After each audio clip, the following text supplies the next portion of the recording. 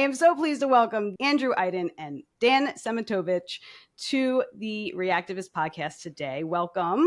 Thank you. Appreciate Thank you having you. us. Thanks for having us, Marlena. They are the hosts of the podcast Deviant, and they are featuring a very scary tale of a serial killer named Israel Keyes. When I was listening to this, it felt like I was listening to a horror film, except it's real and it's frightening. Okay, so Andrew, why don't you start? Sure. Give us the background a little bit on Israel Keyes. So this is a guy. Well, first of all, let me just say, I like that you said it's a horror film, because that's an analogy I've been using with people, which is the story of this guy is a real life horror film, and the podcast is a horror film for your ears. The story of Israel Keyes is a guy who literally operated completely at random and out of view of investigators for years. And the reason he was able to do that is this is a guy that was incredibly meticulous about what he did. His victims were chosen at random. He would bury kill kits in far-flung corners of the country, and years later return to those kill kits, dig them up, drive hundreds of miles to random places, commit crimes and murders against random people, and then fly back to his home in Alaska. And when Drew says random people, he means random people. Most serial sexual offenders have a type, maybe someone who's larger or smaller, male, female, blonde, brunette. He didn't have any of that. That's another way that he was really different from a lot of serial killers and serial sexual offenders. Yeah, random completely. He had fantasies in his head for different types of people, but he didn't have a type. So it could have been anyone, anywhere, given all that. He was an equal opportunity murderer, is what you're saying, right? Yes. That's a good way to put it, yeah. One of the first things that struck me, Dan, you were narrating at the time, and you were saying that he was detailing the murder of Lorraine, the woman of the couple that he murdered. You said that the details were so horrific that you guys were just going to skip through them, but you guys had to listen to it. How do you metabolize that and walk away and do the rest of your day? We've listened to these tapes, and there's about 20, 25 hours of tape, something like that, thereabouts. And you never get used to it. And we've had to listen to it. We listen to it multiple times. We're putting together episodes, and we need to know this stuff backwards and forwards. And the details. Sometimes the details are too graphic. That we don't want to share it. We want to be. One of the things we want to do with this show is not be exploitative, and I think sharing some of that stuff would be. Some of it is just too detailed. Like I think that particular point in the show that you're referencing, he's talking in detail about how he tied Lorraine up. He goes into details about, I put a nail into the wall and tied this rope and did this and that, and like you could really tell he's reliving this moment, about how he's enacting this fantasy and building this sort of system of trusses. It's dark and it's scary, and man, after it's easy to, when we walk away for the day, to hear this guy in our heads, right? And to you're so steeped in it, and sometimes there are things like I just can't listen to. Andrew and I have different things that for us are just like, I don't want to hear it again. I can't hear it again. For me, it's some of the things he's done to animals, right? And he goes into details about that. That's classic serial killer stuff. Like he was very different. He was very different to other serial killers in some ways, but he was also very similar. And in our second episode, we sort of detail sort of how he grew up, and you'll hear some of those same sort of warning indicators. He liked to set fires. He liked to do bad things to animals. He liked to break in and burgle, and he got good at that. He collected guns. He had early signs of violence, and he also learned that he wasn't normal because he thought that stuff was, this is just what I do, so I'll share it with people. He would try to do these things with people, and people would be horrified, and that's sort of how he learned to hide this part of himself. I was just going to say, go ahead. One of the things that's important to understand about this guy is that the reason he was in that interrogation room, and the reason why investigators arrested him, was that he had abducted and killed a young girl in Anchorage, Alaska. And so the reason he was brought into custody and arrested was for that crime alone.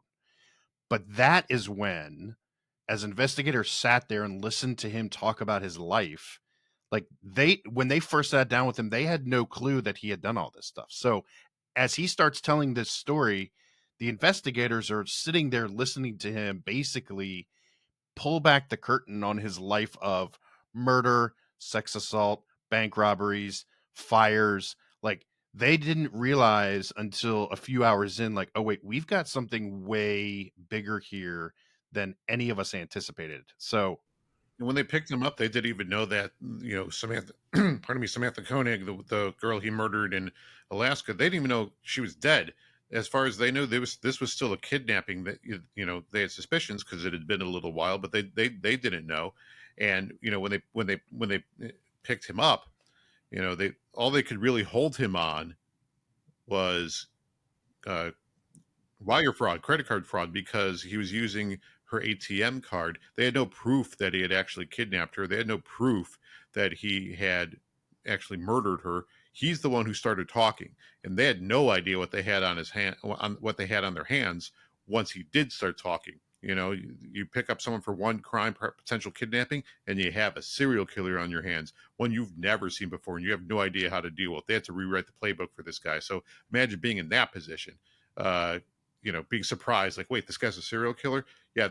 And we talked to some of the people who were in the room with him and went through that themselves. Right. And he was hiding in plain sight. It kind of reminds me a little bit of the BTK killer, Dennis Rader, right? Yeah, there's a lot of comparisons Yeah. there. Yeah, because and the other thing is that, like BTK, Israel Keys says to investigators, you can talk to my army buddies, you can talk to my friends, you can talk to my family, but none of them are going to tell you what I'm telling you because I'm the only person who knows who I am. Right.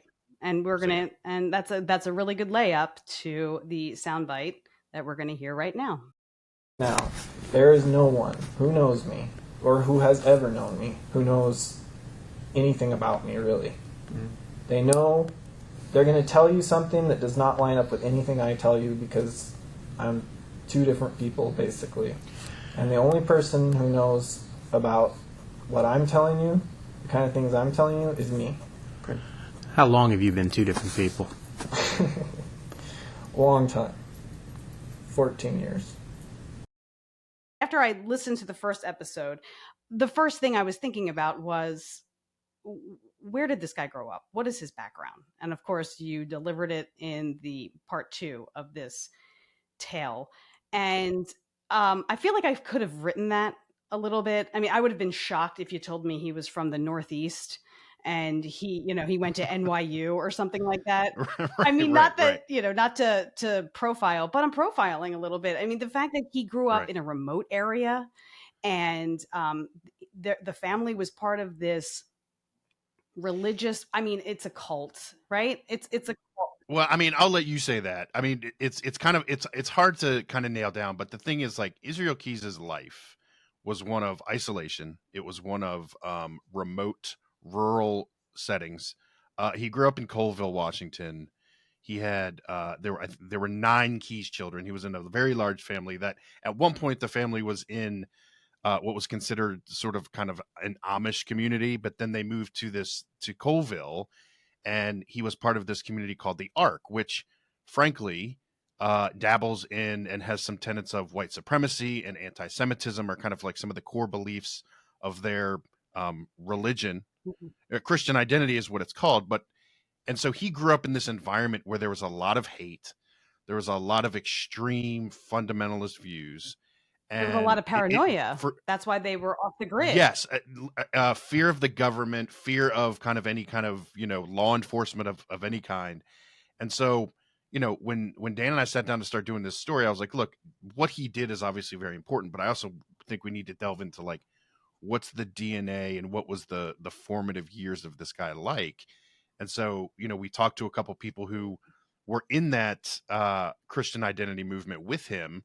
They've since left. They've disavowed the beliefs completely. But what they did is they painted a picture of a guy that was actually kind of a perfect candidate to live and operate in that kind of a community because, he operated and had these very extreme beliefs. There was a very contentious relationship with his dad that they talked about. His dad was a very hardline disciplinarian. Um, and so it was interesting to kind of peel back the layers and But see wasn't that one kind layer of that what. you guys couldn't really crack into because no one really knew what went on inside the home? They can only really speak to what they saw when they were with other Right, people in this arc. right, So, yeah, and well, I was just going to say that, yeah, they were like, look, we're not going to necessarily try to tell you what we know or that we know what went on within the walls of his home, mhm. but they did say, from our experience, the people in that movement have very, very tumultuous home lives in general. And so they were applying what they knew about the broad picture of that movement to the Keyes family. We do know a couple things about what didn't happen inside that home, one of which was electricity. They grew up without electricity. They grew up, the Key's father was building their own homes, Right. right? And they sort of lived in these homes in progress, or they lived in tents when there wasn't room. They were cold during the winter. They were hot during the summer. There was no air conditioning. It was a very primitive life. Yeah. Right. I mean, they were detached from society, and Yes. clearly, Willingly so. yeah. So I can't even imagine. But the weird thing is, you said he was one of 9, right? He had 6 sisters and I guess 2 brothers. What do we know about them?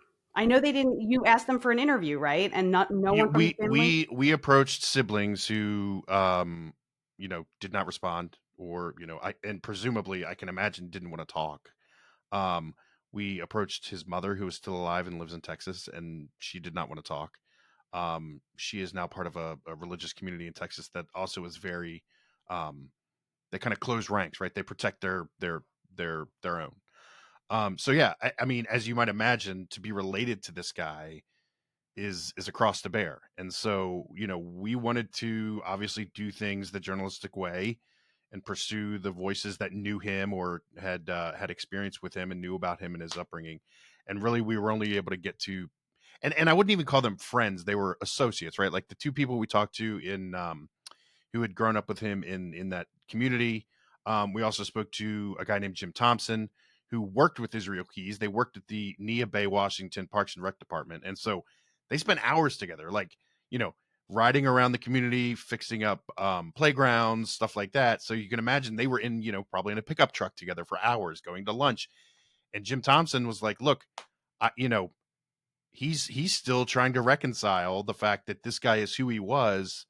But the guy that he knew was just kind of a decent, I don't want to say decent, but a guy that he worked with who didn't seem to have any kind of, tells that what was going on was the reality of the situation. I think decent's the word. I mean, everyone who knew him thought he was a decent guy, and that's why he was so effective. Okay, so everyone who knew him thought he was a decent guy, except for those 2 people you're talking about who left the religion. Right, but you also have to remember the context of like he was that was his formative years, and he was starting to kind of develop this deviant behavior, right?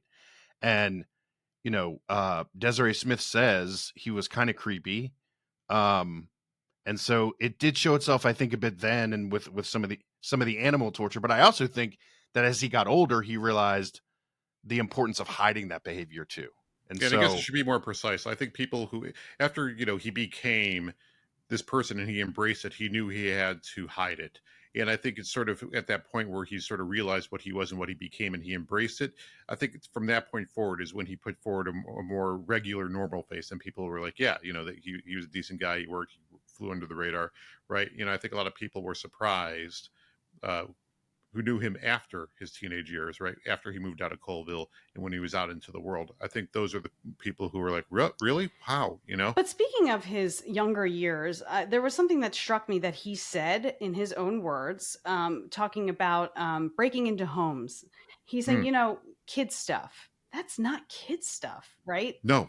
And then it wasn't until he, I guess, shot an animal, and he couldn't remember if it was a dog or a cat, apparently. I don't know how you can't remember which is which, but that the person that was doing this, quote, kid stuff with him of breaking into people's homes decided, yeah, no, I'm not going to be a part of this anymore. And then that's right. sort of how he branched off to be a loner. Yeah, I mean, he talks about when he was torturing the animals as like one of the instances, when he killed the cat was really a profound moment, because I think what he realized at that point was, oh, not everybody likes this. I'm not like other people. And I think before that, he might have had a suspicion that he was just like everybody else.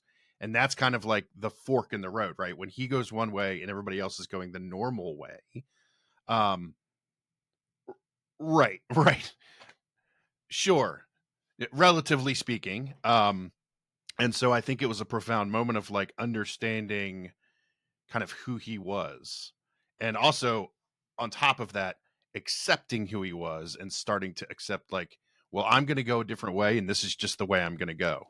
So I just want to make one more point about the family, because I know they obviously they don't want to be associated, and they didn't want to be a part of being interviewed for this. But you've spoken to investigators.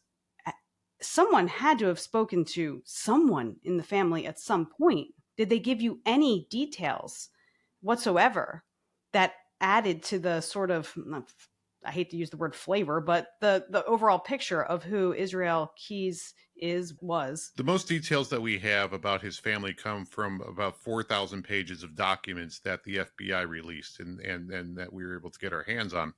And in there you can find interviews with the brothers and with the mother. And, you know, we have scenes of Heidi, his mother, being informed of his death eventually. And so, you know, one of our challenges about, you know, putting together an audio podcast sometimes is like, you know, especially for people who don't want to revisit this period in their life, you have to find ways to bring these moments to life, you know.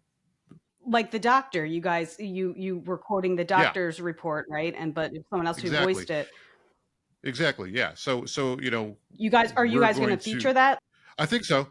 Yeah. You know, we're still making the episodes, and, you know, we're going to, you know, there are scenes, you know, obviously the FBI and the police wanted to talk to the family, right? They wanted to know. And it sounds to me, just from reading those documents, that, you know, they were not, it's not like the family seemed to be surprised too. Like, I want to make it very clear, like the brothers and the sisters and the mother, they did not participate in these crimes, right? They had nothing to do with it, and they had no knowledge of it. I believe that's fairly clear, and I do believe that he kept himself well hidden from everybody, including his family.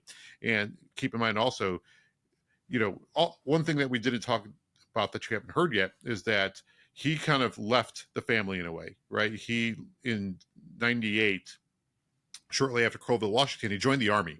And joining the United States Army, was sort of the, you know, opposite of what you do in that community, right? You know, you want to bring down the government in that community. You want to go and fight for it. So, you know, but they'll hand you guns, and that's what he liked. Right. So, oh, he loved his guns. He loved his guns. But yeah, so, you know, he definitely continued to have a relationship with some of his brothers and some of his sisters, and his mother. And actually, when he was eventually captured, he was, you know, at a family wedding. Right. But, you know, I don't think once he joined the Army and when he left the Army, he didn't move back with the family. He sort of, that's when his heavy period of travel began. So if he was he was at a family, like you said, when he got captured, he was at a family wedding or whatever. Mm-hmm. So I know they are not involved with the crimes, but I feel like they would have information about his whereabouts at times that could add to them piecing together the details and trying to figure out how many murders he actually did commit. Because as you said in the podcast, that he's saying 11 people, but well, the FBI is saying 11 people, right? The FBI is saying 11 people. He clearly admitted to 3, Samantha Koenig, Bill, and Lorraine Currier. There's a 4th that the FBI is very, like, 98% sure it's him, you know, which he didn't admit to, but didn't not admit to.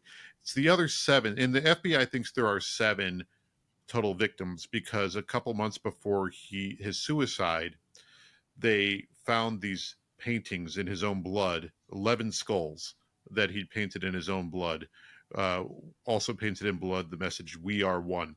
So the FBI, and during his interrogations, you'll hear he did allude and, you know, say, "Oh, there's a couple bodies in Washington, or there's a body," you know, he would admit to crimes without giving the details of those crimes. So the FBI believes there's 11 because of those skulls. There could be more. He said things like, "Canadians don't count," right? and there's also the concept of practice murders that we learned about, where a serial killer's serial is what he considers his victim. So let's say it was 11. Those 11 would have been what he considered part of his body of work. But often serial killers will commit practice murders as they're honing their craft, and they don't consider that part of their possession, if you will. Right. So that's what we're trying to figure out. And I don't know if we ever can, but that's what we're trying to figure out. What is how far did he actually go? How many people did he actually victimize? Right. It could be 11. It could be less. Could be way more, because his MO was so meticulous. It's difficult. It's going to be difficult to ever track it all down, but it's still an active and open case. So his part of his MO, right, was to light fires, burn down the house, I guess burn down the evidence. Was that always his trademark, or did that vary? It was not always his trademark, but it was part of kind of the overall picture. And so, I don't think it's uncommon to hear about people that engage in homicidal behavior. Part of their the makeup is an obsession with fire. And so, and in fact, one of the things he says in the interviews is that one of the first things he wanted to do was he wanted to burn down a church, actually. And I was going to dovetail back because you had asked about the family. And I think part of that is that, or part of the rift, as it were, for lack of a better term, between him and the rest of the family, is Israel Keyes generally rejected religion. Once he went into the army, he talks about it in these interviews. He's like, I kind of rejected the religion. And I mean, it was a pretty harsh, experience he had in that universe. And I think that there was also, his desire to burn a church. I think part of that was like a statement about religion in general. But yeah, fire was a big part of what he wanted to do. I think, he set a fire in Texas after a bank robbery. It was always kind of part of what he liked to do. Yeah, and I think you bring up an important point. Like, yeah, he did say in interview tapes that fire is a good way to get rid of evidence, right? To get rid of what, and he said potentially, there is a victim who was disposed of that way. But people focus on the murderers of Israel Keyes, and rightfully so, because that's the most sort of extreme act that he did.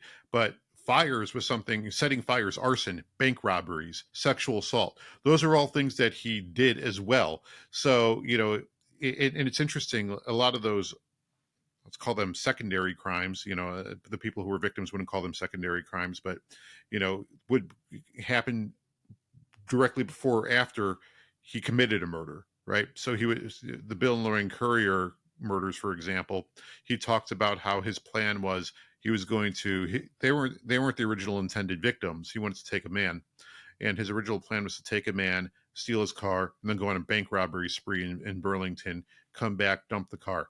And, so that's the way he thought. It wasn't just, I'm going to find someone and kill them. I'm going to find someone and kill them, and then, play out this script that he had in his head, right, and what it should look like, right, and what would be, I guess, satisfying to him, I guess. So after he killed Samantha Koenig,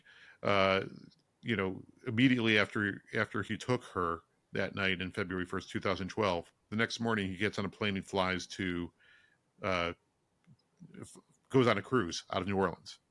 And then he comes, so then he comes back and for time, he spends some time in Texas where his family is. And he commits bank robbery, potentially another murder, and he burns down a house, right? And like, it just kind of goes, and this is sort of the pattern, and of him. And the more he did it, the more time went by, the more he had to do this stuff, which is actually what eventually got him caught. He lost control. He stopped, his MO started to, he diverted from it, right? And that's what got him caught. Something else that was eerie, and tell me if I misheard this, but when the investigators are speaking to him, right, you obviously hear him talking, and he doesn't sound bothered by anything he's saying. He's actually kind of amused with himself a little bit, but I feel like I heard other laughter in the room. Was it the investigators? And what is that about? Is that a nervous laugh, or? Well, I think, I think, so when we talked to investigators, they talked a lot about kind of the dynamics of these conversations. And I think, what they would say is that part of this conversation with him and establishing some rapport with him is contingent on the ability to kind of speak to him at his level, I guess, for lack of a better term. They have to, when they walk in the room, they have to take all they know about human decency, human, behavior, um, all of the things that us normal, rational human beings who are not homicidal killers, and they have to push that to the side, because in order to communicate with him effectively, they kind of have to talk to him on the level that he understands. Everything you hear investigators do in that room is part of a game, and it's Right. all purposeful, right? There's a method, there's a strategy outside what the things you don't hear on the tape. All this, is how to deal with them, how to get through to this guy, right? There's all this behind the scenes stuff. They're dealing with the FBI's behavioral analysis unit, the profilers, who are also trying to give them hints. There's differing, and there were a lot of differing opinions within law enforcement about how to deal with him, about how to get the things, because while they're trying to get information out of him. They're trying to find out how many people, who else is a victim, where else are their bodies, where else are their bank robberies, where else are their sexual assaults. That's all they're trying to do. And so they're using any investigative method they can to pry that out of him. So if you hear laughter, if you hear them laughing along with him about something, it's because they feel like that's the right thing to do to get that information and solve cases. Kind of like Billy Bush when he was in the van with Donald Trump. I mean, not the same, but kind of the same. You know what? Well, they have to speak to him on his level. And like, the other thing that's interesting about these interrogations is that while there's all this stuff going on in the room, like, there was, as they started to understand who they were dealing with, there were other jurisdictions on outside the room. There were other district attorneys. There were other investigators. There was an audio feed. They were communicating with the people questioning inside. So it's not just the 3 people or 4 people, whoever inside they're talking to him. There was a whole infrastructure in place that maybe he was aware of, but that they had to implement to make sure that they were getting what they needed from this guy. And I think if you listen to all these tapes, like, there are times they didn't get what they needed from him, because I think he was a really smart guy. Go back in FBI listening.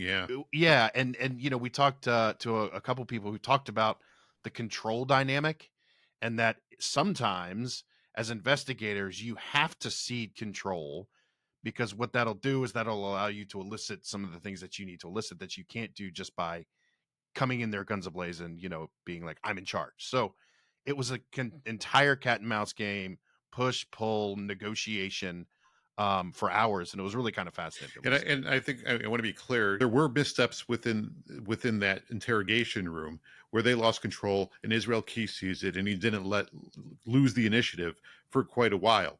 And like, again, this is a person they'd never dealt with before, a type of person they'd never dealt with before. Even those who had experience with violent crimes or sexual offenders had never seen anybody like him or how he operated. They had to throw out the playbook a little bit and improvise, and sometimes that didn't go well.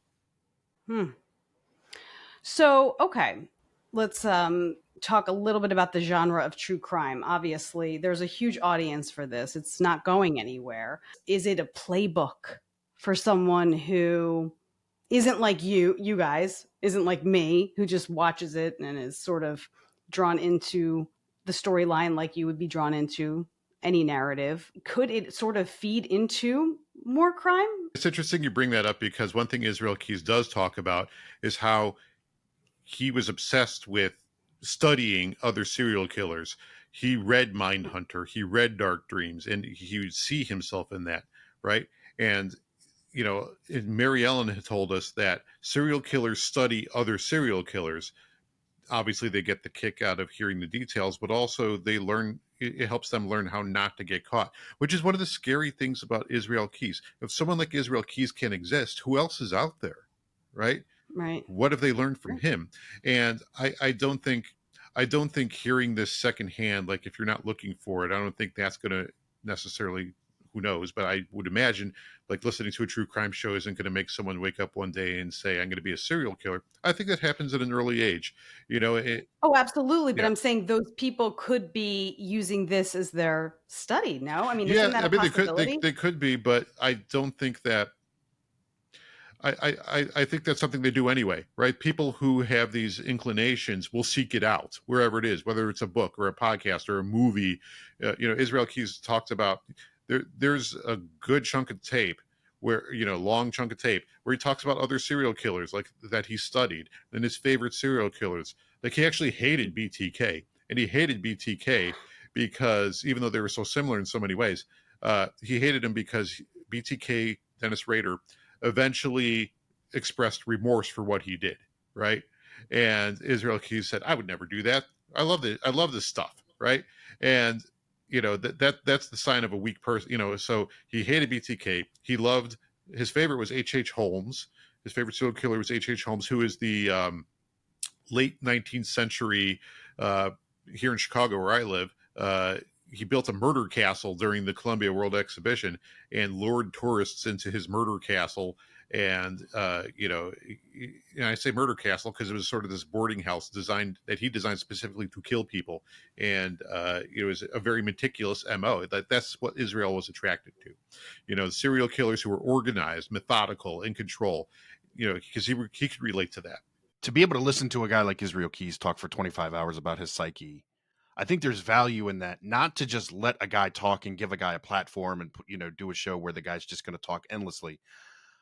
I think it's the value is if we can understand how people like this operate, then potentially in some way it can help us curb future people who operate this way. I had a feeling you were going there, right? And that's why we wanted to talk to Mary Ellen O'Toole, because it's one thing to just go, here's this crazy guy, listen to all the crazy things he says, versus here's this guy who did all these horrific things, here's all the things he said.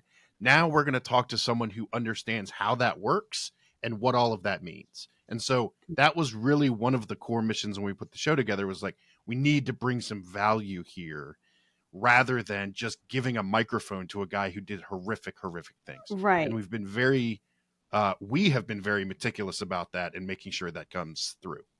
Because there are things about the true crime genre that we don't want to be, right? And, we admire those who aren't. And I think one of those is the instinct to not be exploitative, right? We want to be respectful with the story we're telling. We want to be respectful with the people we're talking to. We want to be respectful of the victims as well. And, that's very important to us. So, I actually appreciated the fact that you didn't go into the gruesome details that you heard and then skipped over, because and I mean, I know I'm likening this to horror films, but it's true. Like, there are certain horror films, a horror franchise like Saw or something. Like, no, I don't want to do the torture thing. I don't find it entertaining. Right. So I feel like it could be a real turnoff. Certainly. And I'll be honest, like me and Dan and Clark, who is one of the producers on this, like the three of us have had very spirited conversations about what we should or shouldn't leave in or take out. And like the three of us, like, Dan and I have gotten into it. Like, we'll go to the mat, like, on what we think. We're like, no, I don't know if this is, I think this is too much. And Dan may counter and be like, no, but we need to leave this in because we need people to understand X, Y, and Z, or vice versa. And it's like, that is always top of mind. And from a listening experience, like you said, Marlena, like, so you just don't need that stuff. Right. But the point is to make the point. Right. And I think that's sort of our line. And that's where any disagreements come from. How much do we give to make the point that we're trying to make here? Right. And that point and no further is sort of our guiding principle. Sometimes there's disagreements on where that point is, but we get there. And frankly, like you were talking about a horror film, the most effective horror films, the most effective content in the genre of trying to elicit reaction, emotion, they're effective because of what they won't show or what they won't tell you. Yeah. And right. You leave it up to the that viewer. Oftentimes is the greatest way to do it. Yeah. Oh. So. But at least in the horror films, it's not real. Like that's the craziest part. I mean, this, you were talking about Desiree Smith, and she used the word creepy a lot in her descriptions. And I would go further. I mean, it is it's kind of nauseating to know that there are people out there, because Israel Keys is one person, but you know, there's levels of him out there, right? And how would you even know what to look for? You wouldn't. Right? Not, I mean, not if they're meticulous like he is. And that's the thing about him. There's a period for between, I don't know, 2001 until he was captured, where any of us could have just randomly walked by him in the grocery store, right? He traveled so much into Right. so many places, both domestically and Moving internationally. target, right? What's that? Moving target. Moving target. And, you know, so he just loved to travel. And, you know, so like when I say it could have been anyone, anywhere, it could have, because we don't know where all those kill kits are. To this day, there's still caches and kill kits buried out there.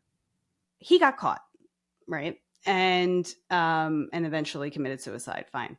What happens to a serial killer if they, you know, grow old? Let's say he grew into his 70s. At some point, does someone like that ever sort of, for lack of a better term, retire from serial killing? Or do they just kill until their dying day?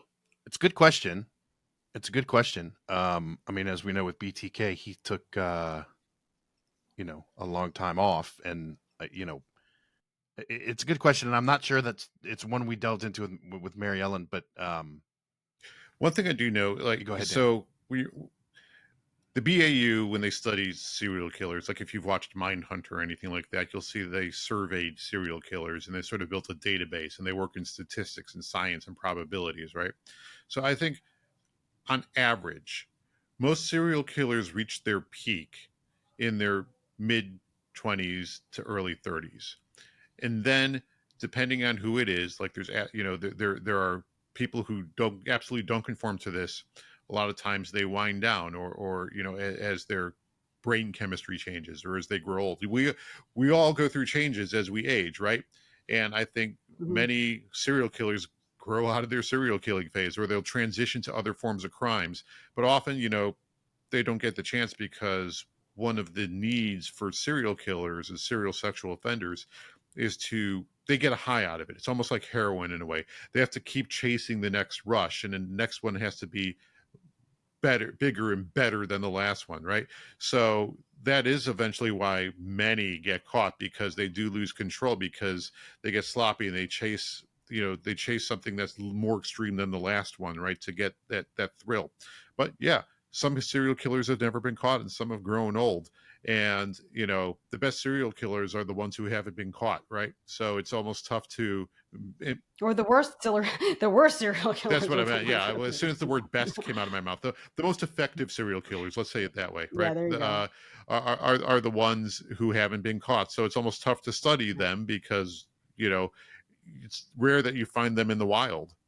And it's funny, because when you look at, or ironic, I think is the right word, is when you look at Israel Keys, for all of his meticulous planning, for all of his attention to detail and the minutia that he would pay attention to for years, the reason he got caught is because he slipped up and used a debit card one too many times.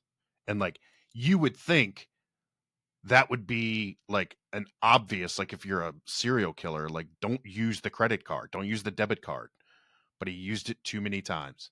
And that's where they got him. And it was like, of all the things and all the meticulous planning, the one thing he overlooked, because he is admittedly in that period of his life, right before he got caught, he was going through some stuff and going, like, he was starting to get sloppy and lose control. And so it was a perfect example. Right. Don't leave a trail, like an obvious electronic trail.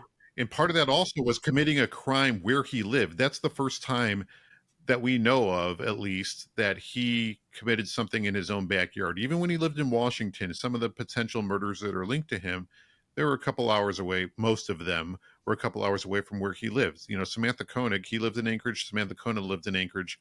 And for, you know, 10 years prior to that, for the most part, most of his crimes were committed. He was elsewhere in the country. He didn't, you know, don't go to the bathroom where you eat, right? And that's sort of where his self-inflicted demise started to come about. When that's another way he left his MO, right? He did it to relatively a neighbor, compared to the other people he committed crimes against. And when he did it sort of close to home, like you said, a few miles, I guess it was in Oregon, when he said that he went to a place where people would vacation, right? Yeah, that was one of his early crimes. Yeah. And then he never murdered her, and he regretted that because he really did fear the idea that she may have told someone and it might get back to him. The investigators never really confirmed whether or not that crime ever happened because they couldn't. Right? They couldn't. Yeah, they looked for her. They believe him, and that's one of the things, when you listen to him and investigators who try to suss out, what do we believe? What do we think? Where do we think he's full of it? Because serial killers, serial sexual offenders, they lie. They do. Like they do it instinctually. So, to suss out what is true, they believe that story about the girl he took off that river near Maupin, Oregon, and sexually assaulted her in a outhouse. They believe that story is true. There are other things that he said they don't believe is true. But that one they believe is true. They just haven't been able to locate her. There was a book written about him in 2019 by Maureen Callahan. Yep. Have you guys spoken to her at all? We haven't. It's a good book, American Predator. Yeah. Yeah, American Predator. I think our approach was, Maureen wrote. It's a great book, and I think what we wanted to do was really try to do the story in our own way, and kind of shape it the way we saw it without being influenced by others who have already done that. And so, well, it would be kind of interesting though, like when you guys conclude this case, maybe to bring her in at the end as sort of like as a roundtable. Yeah, because it would be an interesting conversation to hear her thoughts on, because the thing about Israel Keys is that one of the one of the core questions is like, how far did he go? But the other core question is, as Dan was just saying, like, how much of this can we believe, right? And it would be an interesting conversation with somebody like Maureen to kind of be like, okay, from your perspective, having literally written the book on this case, where do you stand on some of these things? What do you believe he did? How far he went? How truthful he was? But yeah, it's a good book. Recommend it. You say it's 25 hours of him talking. Don't quote me, even though I'm quoting me on 25 hours. I think it's 12 or 15. I could be. I think it's more like that. But okay. I forget. It's a lot. It's many hours. It's still a lot. Yeah. But but there's going to be another episode. Oh yeah, we're planning a 7-episode run on Israel Keys, and the concept of our show is, we believe that a story should only be as long as it is compelling, right? As long as it's a good story, that's how long you should tell it. And a little bit about the podcasting business, a lot of the models out there is, you need to, if you're doing something like a season, business dictates 8 to 10 episodes of the season. So sometimes a lot of podcasters have to stretch to meet that goal. We're planning on telling a story for as long as it is good, and not going away for a season, right, or for a year. We're just going to move on to the next story, and then the next story, the next story. So Israel Keys is going to be 7, we think, at least 7 episodes. Then we're going to move on to another story that may be 2 or 3, or could be 8, right? It's just however long it deserves. Do you guys have an idea of what you might do next, or you're going to keep that under wraps? We have a couple ideas. I think we'll probably keep it under wraps, but we have, as you know, having worked in this industry, Marlena, we've got a spreadsheet that's about 60 stories long. And so we are in production and pre-production and post-production all at the same time. Oh, yeah. We have not chosen the easiest way to do this. We'll see how long it goes. Well, that's the thing. Like we're doing this in a way that not many others have, and we're doing it with 3 people. So, will our heads and hearts explode in 2 months? Maybe, but we're going for it. Will we hurt each other's feelings? Probably. Yes. But not as much as your subjects have hurt their victims. So you're ahead of the game. Yes, absolutely, and I think that, especially in the true crime space, there's a lot of shows where like people just kind of like talk about the crimes, right, and just kind of flip on the mics, which is fun, that's for some people. We wanted to really do this in like a storytelling, long form kind of documentary, journalistic kind of a way. Yeah, it feels like a docuseries. That's what it feels like. Yeah, that's kind of the goal. That's what we're going for. Yeah, it's gonna be the never-ending docuseries that just moves from story to story. and I'm having a panic attack as I say that out loud. But I think it's going to be. Well, yeah, it's really well Thank done. It's really well done. I didn't know what the format was. I just started listening to it, and then I realized how. I mean, it really does. It feels like I could be watching this on Netflix, but I'm listening to it on Apple Podcast. And which brings me to the next thing. Tell everyone where they can find Deviant and when the next episode drops. You can find it. I thought we were both waiting. Wherever you can get your podcasts: Apple, Spotify, iHeart. All the things, right? All the things. I mean, at this point, It's it's there. just like wherever Okay. you get it, it's there. We've made sure of that. And if you listen to it, and please follow it, right? Please follow it or subscribe it, whatever the service you terminology your service uses. And if you like it, please rate it and review it if you're able to. Like that really helps us out. Leaving a 5-star rating if you thought it was 5 stars, and leaving a review as well. And if you're into social too, we post on Instagram and TikTok a lot, so you can find us at deviant.podcast on those platforms too. Show drops on Tuesdays. Okay, perfect. All right, guys. Well, this has been awesome. It was great having you. Yeah, no, thank you so much for having us. Yeah. It is what nightmares are made of, and I hope we can do this again. Yeah, absolutely. All right. Well, that concludes our segment today with Andrew Iden and Dan Szematowics. Common spelling, common pronunciation. Why am I not? Why is that not rolling off my tongue? There's no expectation on my part here. But I'm usually so good. I forget it sometimes. I heard you say it. But I heard you say it several times in the podcast. I mean, look. How often do people call you Marlena Schiavo? Well, let's start with Marlena. Some people just call me Marlena. And well, that doesn't even make sense. Well, of course it doesn't make sense, but hey, and yeah, Schiavo, forget it. Yeah, all the time. I don't know. I've gone deaf to it. Yeah. I always say, just call me Mar. And then no one ever does. I mean, you do. Mars. Yeah. Mars. With the S. Yeah. Or is he? Whatever your pleasure. Yeah. All right, guys. Well, thank you so much again. And I would love to have you back to talk about more true crime. We'd love to be back. Thanks, Marlene. Appreciate it.